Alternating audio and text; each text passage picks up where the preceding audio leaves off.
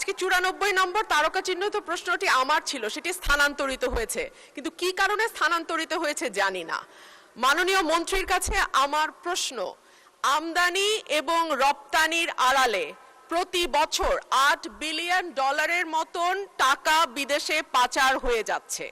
মাননীয় মন্ত্রীকে আমাদের বলবেন এই ধরনের পাচার বন্ধ করবার ক্ষেত্রে বাণিজ্য মন্ত্রণালয়ের কিছু করবার আছে কিনা, যদি থাকে সেটি কি, এবং এই ব্যাপারে সরকারের কোনো উদ্যোগ আছে কিনা। ধন্যবাদ মাননীয় স্পিকার। ধন্যবাদ মাননীয় সদস্য। মাননীয় মন্ত্রী। মাননীয় স্পিকার, আগের প্রশ্নের উত্তরে একটা বাক্য রয়ে গেছে, আপনি যদি অনুমতি দেন সেটা বলে ফেলতে পারি। ও প্লিজ। জি, হাউসে যেহেতু উপস্থাপন করা হলো, অসম্পূর্ণ উত্তর দেওয়াটা ঠিক না, সঙ্গত না। চামড়া আমাদের এই বছরে এই পর্যন্ত আমরা যা তথ্য পেয়েছি তাতে 1,01,00,000 মতো পশু কুরবানি হয়েছে। তার মধ্যে 60 লাখের মতো সংরক্ষিত চামড়ার রেকর্ড আমাদের কাছে আছে, 60 লাখের মতো। সুতরাং বর্তমান বিবেচনায় যে পরিমাণ চামড়া আমরা সংরক্ষণ করতে পেরেছি এবং যেটি ইভেন্চুয়ালি ট্যানারিতে আসবে সেটার পরিমাণ সন্তোষজনক। আচ্ছা, আমি আমার মাননীয় সদস্য, পরবর্তী সদস্য যিনি প্রশ্নটা করেছেন, আমদানি এবং রপ্তানির আড়ালে $8 বিলিয়ন পাচার হয়ে যায়।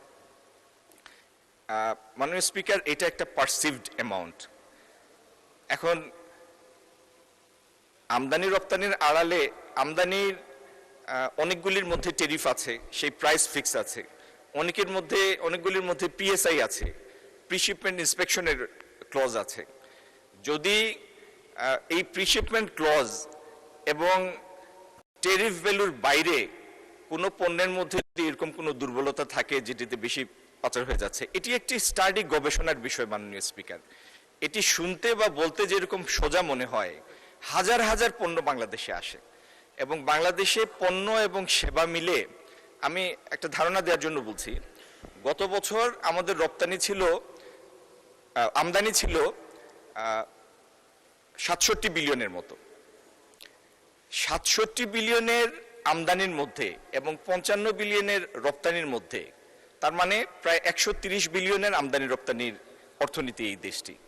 এটির মধ্যে পিন পয়েন্ট করে বলা যে ঠিক অমুক প্রোডাক্টের মধ্যে অর্থ পাচার হচ্ছে, এটা বেশ জটিল একটা বিষয় এবং একটা গবেষণাধর্মী কাজ। মাননীয় স্পিকার, এই ব্যাপারে আমরা সচেতন আছি, আমরা স্টাডিও করছি।